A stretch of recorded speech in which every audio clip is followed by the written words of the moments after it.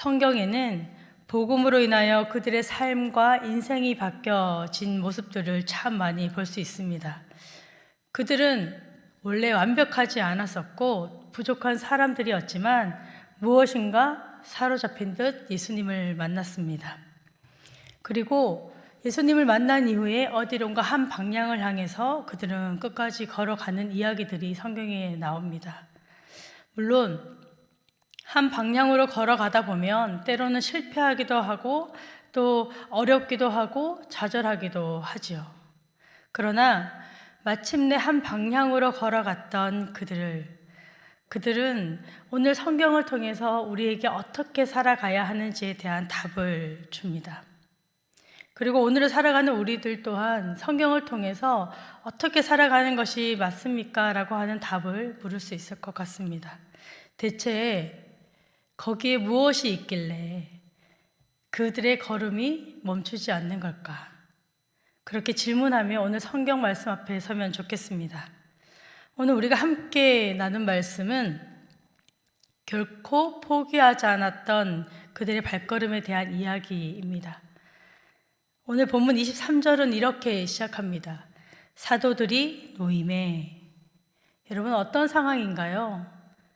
베드로와 요한이 옥에서 풀려났습니다. 왜 잡혔을까요? 오늘 읽은 본문에 앞서 베드로와 요한은 성전 미문에 앉은 38년 된 병자를 은과 금은 내게 없거니와 내게 있는 이것으로 예수 그리스도의 이름으로 일어나 걸으라 하며 걷게 했습니다. 그리고 수많은 사람들에게 복음을 전파했죠. 그러자 그 복음을 들었던 5,000명이 회심하는 놀라운 사건이 일어나고 있습니다. 이로 인해 베드로와 요한은 체포되었고 신문을 당하고 있습니다. 유대 지도자들은 그들의 사역에 분개하고 있습니다. 그래서 그들을 잡았습니다. 그들이 십자가에 못 박히게 한 예수의 이름으로 일어나 걷게 하였고 또 놀라운 기적들이 일어나고 있습니다. 때로는 오늘 아주 중요한 말씀이 있었는데요. 다른 이로서는 구원을 받을 수 없으니 오직 예수 그리스도만이 구원을 주신다라고 하는 말씀도 앞서 전하고 있습니다. 사도들은 이런 이야기를 하면서 죽을 수도 있었을 것 같습니다. 그런데 오늘 본문은 그렇게 했다가 풀려났습니다 라고 이렇게 시작을 합니다. 사도들이 노임에. 풀려난 사도들은 어떤 마음이었을까요? 여러분이라면 주의 일을 열심히 하다가 핍박받다가 잡혔다가 풀려났습니다. 어떻게 할까요? 무엇부터 하면 좋았을까요? 고민이 되더라고요. 여러분 이렇게 기도해 주셔서 제가 이제 풀려났습니다. 역시 하나님 살아계십니다. 라고 이야기하지 않았을까요?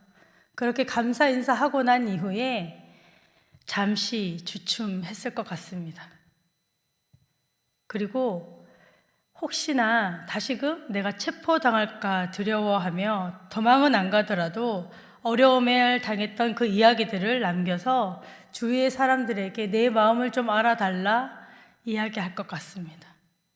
스스로 안전망을 좀 만들어 보면 어땠을까 생각해 보았습니다. 본문 23절 말씀 우리 함께 읽겠습니다. 사도들이 노임에 그 동료에게 가서 제사장들과 장로들의 말을 다 알리니 베드로와 요한도 풀려나자마자 자신의 동력자들에게 달려가서 이야기하고 있습니다. 다시 말하는 성도들에게 제사장들과 장로들이 했던 이야기들을 먼저 알리고 있습니다. 장로들의 말이 이렇습니다. 앞서 18절 말씀입니다. 제가 읽겠습니다. 그들을 불러 경고하고 도무지 예수의 이름으로 말하지도 말고 가르치지도 말라 하니. 감옥에서 풀려난 그들이 처음 나눈 이야기는 그런 안도나 기쁨이 아니었습니다. 이제 예수 그리스도의 이름으로 전하면 안 된다라는 위협과 그런 상황을 공유한 것이죠. 한 공동체의 핵심 리더가 구금되었습니다. 그리고 풀려났습니다. 오늘 본문에서는 이렇게 구금되었다 풀려난 것에 대한 감사 인사나 위로나 그런 것들이 없습니다. 그들이 무사히 돌아온 기쁨보다 복음 전파가 방해가 된 것을, 그런 현실 앞을 주목하고 있습니다. 저는 이 본문을 묵상하다가 초대교회는 도대체 어떤 곳이었을까라고 생각해 보았습니다. 흔히 초대교회 하면 자기 것을 아낌없이 나눠주고 또 따뜻하고 서로 격려하고 사랑이 넘치는 그런 공동체 같아 보입니다. 하지만 오늘 본문 속에서는 그들이 마치 전쟁터에서 작전회의를 하는 것 같은 그런 군인과 같습니다. 나의 안위와 너의 무사함보다 복음을 앞세우는 공동체, 상황과 형편보다 예수 그리스도의 그 복음, 그것을 앞세우는 공동체였습니다. 상황과 형편이 예수 그리스도의 복음보다 전해지는 것이 더 중요했던 그것이 초대교회였습니다. 사도들에게 노임은 단순히 자유의 사건이 아니라, 그들의 안락함의 그런 초대가 아니라 다시금 복음의 현장으로 뛰어들라는 재파송의 의미였습니다. 우리에게 주어진 건강, 시간, 물질, 노임, 단순히 나의 평안을 위한 것이 아니어야 한다는 것이죠. 복음이 무엇일까요? 계란으로 바위를 치면 무엇이 깨질까요? 계란이 깨어지죠. 바위가 깨어질 때 그것을 기적이라고 합니다. 그러나 초대교회 공동체는 이 복음의 야성을 가지고 끊임없이 돌진하여서 로마라는 거대한 바위를 깨트리는 그런 기적을 만들어내었습니다. 사진을 하나 보여드리겠습니다. 10여 년 전에 러시아의 시베리아 영구 동토층에서 발견됐던 사진입니다. 무려 3만여 년 전에 씨앗이 발견이 되었었는데요. 이 씨앗이 어떻게 되었을까요? 이렇게 씨앗이 꽃이 되었습니다. 놀랍게도 3만 년의 시간을 뚫고 다시 꽃을 피워낸 것이죠. 이게 페랭이 꽃의 일부라고 합니다. 기적과 같은 일인 것 같습니다. 그런데 생명력이 여기에 있습니다. 생명력이란 3만 년이라는 긴 시간 동안 차가운 얼음 속에 갇힌 매임 같지만 그 안에 있는 생명력은 결코 사라지지 않는다라고 하는 거죠. 모든 육체는 썩어 없어집니다. 그러나 복음은 살아 숨쉬는 생명력이 있음을 믿으시기 바랍니다. 그 안에 생명력은 결코 사라지지 않습니다. 꽃을 피우기도 하고 열매를 맺게 하기도 하죠. 그들에게 가장 중요했던 것은 썩어져 갈 육체가 아닌 살아있는 생명력을 갖는 복음에 있었습니다. 예수 그리스도의 복음이 그들의 삶을 변화시켰고, 그들은 복음에 빚진 자의 삶으로 자신의 삶을 하나님께 내어드렸기에 매임에서 노임은 예수 그리스도를 향한 열심으로 다시금 나아가게 하였습니다. 놀라운 기적이 여기에 있는 것이지요. 그렇다면 복음에 사로잡힌 그들은 엄청난 위협 앞에서 어떻게 반응했을까요? 본문 24절 말씀 우리 함께 읽겠습니다. 그들이 듣고 한 마음으로 하나님께 소리를 높여 이르되 대주제여 천지와 바다와 그 가운데 만물을 지은 이시요. 아멘. 예수 그리스도의 이름으로 전하지 말라는 엄격한 명령이 떨어졌을 때에 성도들은 도망치지 않았습니다. 그들은 한 마음으로 기도합니다. 무섭지 않았을까요? 도망가지 않고 싶었을까요? 그런데 본문은 오로지 기도하니라 라고 이야기합니다. 한 마음으로 하나님께 소리를 높여 기도한다. 그리고 이들의 기도는 다윗의 시편이 등장하고 있습니다. 25절, 26절 말씀은 시편 2편 1절, 2절 말씀을 인용하고 있는데, 하나님을 대적했던 그 권력자들에 대한 다윗의 고백을 함께 고백하고 있는 것입니다. 아, 하나님, 그리스도를 대적하는 그런 대적자들은 항상 있었군요. 이미 다윗도 알고 고백했던 것 같습니다. 그러나 그 권력보다 높으신 대주제이신 하나님, 천지와 바다와 그 가운데 만물을 지으신 그런 주님께서 이 모든 상황을 해결해 주실 줄 믿습니다. 신뢰합니다. 라고 기도하며 고백하고 있습니다. 왜 다윗의 이야기를 했을까요? 초대교회의 영적 수준에 볼 수 있습니다. 아주 높은 수준 같습니다. 고난과 어려움의 상황을 말씀으로 해석하고 이해할 수 있는 말씀을 잘 알고 있었던 공동체였습니다. 예수 그리스도의 계보를 이어갔던 다윗 왕 시대에도 어려움은 있었습니다. 환난과 핍박이 있었습니다. 그러나 그 환난과 핍박이 함몰되어서 그렇게 넘어지는 것이 아니라 그것 가운데 하나님을 믿으며 조상들을 통해서 믿음으로 내려온 말씀을 기억함으로 희망을 찾는 것입니다. 다시 오실 메시아 예수 그리스도를 그때부터 고백하였습니다. 초대교회는 기도만 하는 공동체도 아니고 전도만 하는 공동체도 아니고 하나님의 말씀 위에 서서 흔들리는 모든 걸음을 다시금 표대를 향하여 전진할 수 있도록 동력을 받은 공동체였습니다. 삶을 이끄시는 말씀이 들려지는 공동체, 우리 강내교회가 되기를 소망합니다. 핍박받고 위협받는 공동체였지만 그들에게 말씀이 있었기 때문에 그들은 다시금 설 수 있었습니다. 그들의 기도의 핵심이 무엇이었을까요? 29절, 30절 말씀 우리 함께 읽겠습니다. 주여, 이제도 그들의 위협함을 굽어보시옵고 또 종들로 하여금 담대히 하나님의 말씀을 전하게 하여 주시오며 손을 내밀어 병을 낫게 하시옵고 표적과 기사가 거룩한 종 예수의 이름으로 이루어지게 하옵소서 하더라.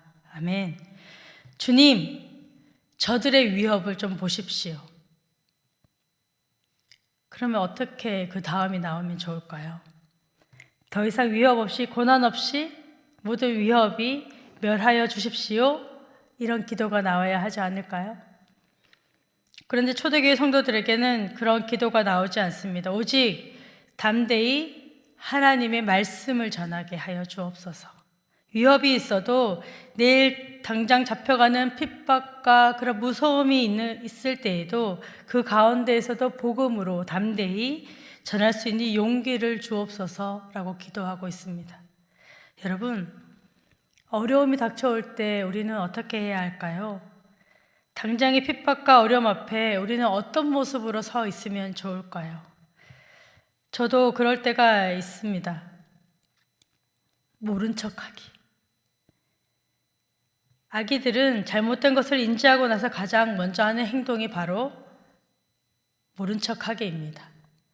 잘못했습니다. 납작 엎드리는 그런 모습이 아니라 모른 척하거나 딴청을 피우는 것을 아이들의 모습입니다. 어려움은 우리 앞에 항상 있습니다.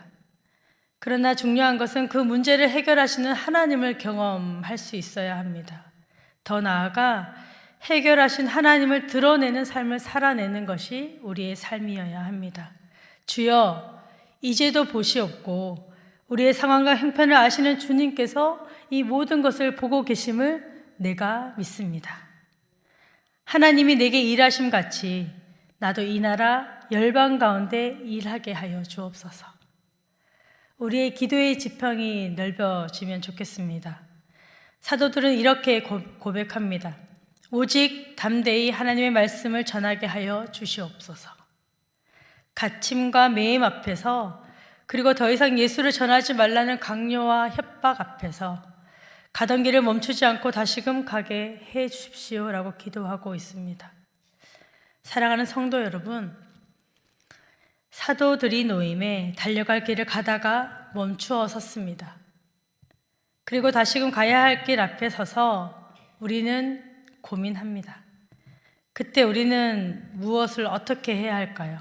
계획들이 실패하고 소망이 끊어진 그 자리에서 삶의 주관자 되시는 우리 주님의 일하심을 경험하는 우리 모두가 되기를 소망합니다.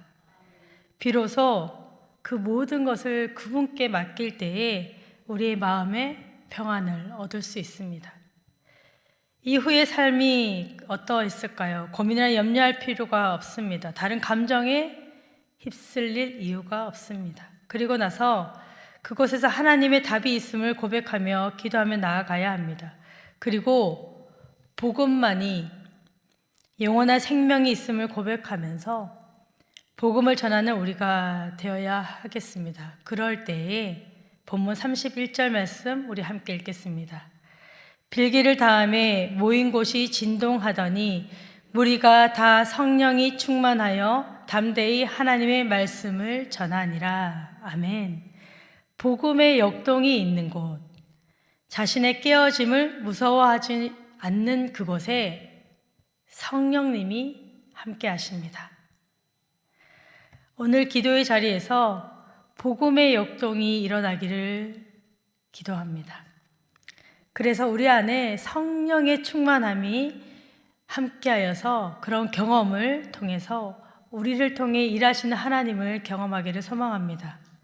우리 삶의 마지막까지 붙들어 가야 할 것이 무엇인지 기도의 자리로 가지고 나아가서 주님 함께 하셔서 이 모든 것이 하나님의 능력으로 덧입게 하여 주옵소서.